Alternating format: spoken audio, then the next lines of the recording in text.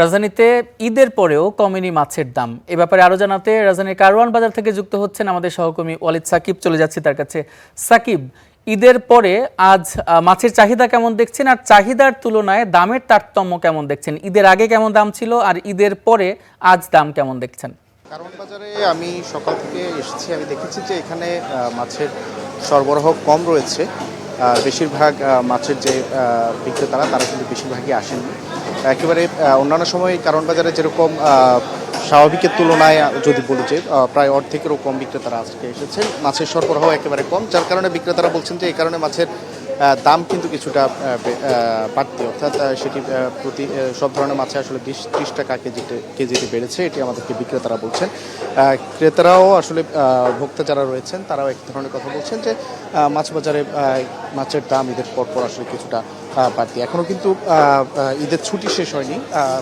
বিক্রেতারা যারা রয়েছেন তারা আমাদেরকে বলছেন যে যদি ঈদের ছুটি শেষ হলে যখন সব কিছু স্বাভাবিক হবে তখন আসলে মাছের যেই সরবরাহ, সেই সরবরাহ যখন ভালো হবে, সরবরাহ আগের তুলনায় বাড়বে এবং তখনই মাছের দাম কিছুটা কমতে পারে, এটি আমাদেরকে বলেছেন আমাদের যারা এখানে বিক্রেতা রয়েছেন কারওয়ান বাজারে।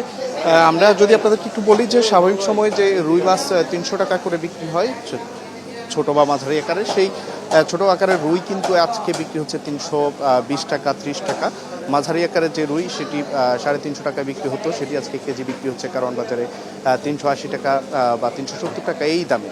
অর্থাৎ সব ধরনের মাছের পাঙ্গাসের দাম যদি একটু আপনাকে বলি, পাঙ্গাসের দামও 180 টাকা 90 টাকার পাঙ্গাস আজকে 200 থেকে 220 টাকা দরে বিক্রি হচ্ছে। একইভাবে তেলাপিয়ার দামও একই ধরনের রয়েছে। এছাড়া পাবদা, কই এই মাছগুলো মূলত 200, পাবদা মাছের কথা যদি বলি 300 থেকে 350 টাকা এখানে আকার ভেদে পাবদা মাছ বিক্রি হচ্ছে। আর আপনাকে যদি আর একটু বলি যে কারওয়ান বাজারে আজকে আসলে বিক্রেতাদের সাথে কিন্তু ক্রেতার আসলে যে সমাগম সেটি আসলে কম রয়েছে।